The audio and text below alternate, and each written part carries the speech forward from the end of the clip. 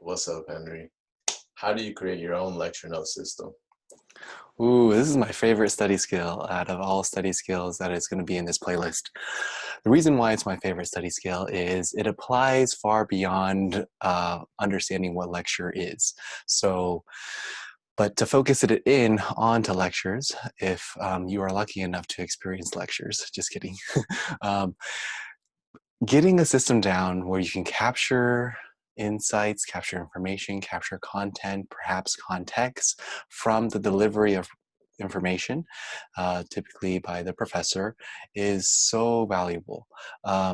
When my computer science assignments only have 2 sentences and to actually do them well, it's about 20 to 40 hours of coding.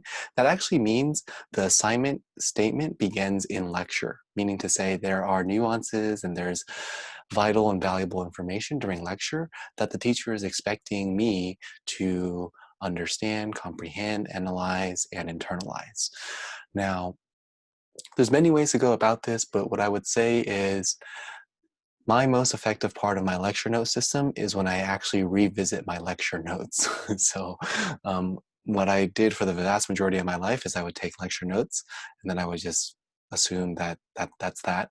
But revisiting my lecture notes and seeing whether or not there's gaps of understanding, gaps of knowledge, which almost ultimately there will always be unless you're already an expert in the subject matter, and filling in those gaps because no one can fill those in for you. So get help, find peers, go to tutoring, go to office hours, break the ice, and fill in those gaps. Otherwise, within a week of the exam, you almost won't have I usually don't have enough time to fill in all those gaps. So get started in building your own lecture note system.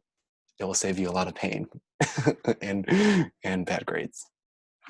Thanks, Steve. Awesome.